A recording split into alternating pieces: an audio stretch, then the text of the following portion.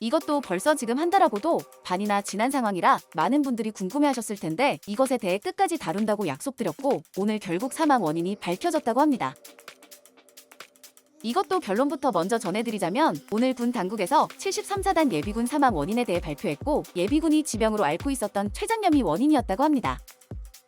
그때 분명히 우리가 지병 이야기 100% 나온다며 많은 분들이 예상하듯이 이야기했던 내용인데 어쨌든 사실상 이게 전부이며 그럼 오늘 전해드릴 소식은 여기까지라 다음 영상으로 다시 찾아오도록 하겠습니다. 라며 영상을 종료할 뻔했고 앞으로 7월 7일 이후로는 정말 이렇게 영상을 제작할 수도 있는데 여러분들도 아시겠지만 이제는 드러난 사실에 대해서만 말해야 하고 허위 내용에 대해서는 강력한 처벌을 받게 됩니다. 당연히 고의적 가짜뉴스는 처벌 대상이 되겠지만 정당한 의혹 제기 수준에서도 허위가 일부 발견된다거나 누가 이러한 허위인지 가짜인지를 구별하냐는 부분에 있어서 많은 언론이나 유튜버들은 위축될 수밖에 없습니다. 어쨌든 오늘은 아직 7월 7일 이전이기 때문에 이번 예비군 사임 발표에 따른 합당한 의혹들을 몇 가지 제기해보고자 합니다. 우선 대중들 사이에서 가장 많이 등장한 내용으로 따져보자면 그럼 지병 있는 사람들은 처음부터 예비군 훈련에 부르면 안 되는 거 아니냐며 왜 지병 있는 사람을 불러서 강도 높은 훈련을 시켰냐는 식의 반응이 많았습니다. 근데 이게 또 억가를 하면 안 되기 때문에 사실 확인을 제대로 해보자면 우선 이렇게 해당 예비군 A씨가 문진 과정에서 본인이 직접 건강에 이상이 없다고 답한 것으로 확인되었다고 합니다. 그리고 훈련 당일 열애하지 않고 본인이 직접 이동하겠다는 의사도 밝혔다고 전해졌습니다.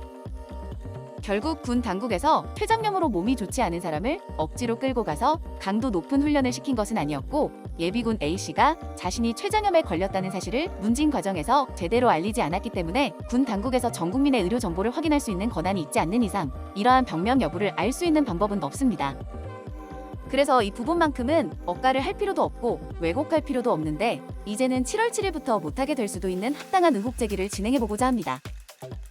우선 경험이 있으신 분들은 아시겠지만 예비군에 입소하게 되면 자신의 건강 상태를 알릴 수 있는 7개의 문진 항목이 준비되어 있는데 A씨가 여기에 체크를 하지 않고 자신이 췌장염에 걸려서 2주간 입원했던 사실도 숨겼다는 것은 본인이 이 훈련을 받고자 하는 의지가 컸다는 의미가 됩니다. 왜냐하면 어차피 췌장염을 밝혀봤자 면제가 아니라 연기 정도가 될 것이고 그날 훈련에 연기를 해봤자 다시 훈련을 받으러 와야 되기 때문에 회사 연차까지 쓰면서 이런 일을 반복하기 싫었을 것이고 그날은 컨디션도 괜찮고 하니 그냥 훈련을 받자고 생각했을 가능성이 높습니다. 결국 우리는 이러한 억압된 분위기에 대해 주목해야 하고 매번 현역 이후에도 대한민국 남자들만 훈련을 받게 되는 일방적인 부분에 대해서도 전혀 관련이 없다며 치부해서는 안 될 것입니다.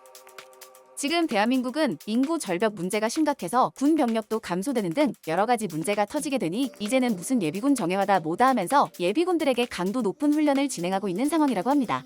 결국 모든 국민은 국방의 의무를 가진다고 헌법에 명시까지 되어 있으면서 여성 징병제에 대해 외치는 정치인은 찾아보기 어렵고 유럽 등 우리보다 리스크가 적은 나라조차도 여성 징병제를 추진 중에 있는데 우리는 이것을 매번 미루고만 있는 상황입니다.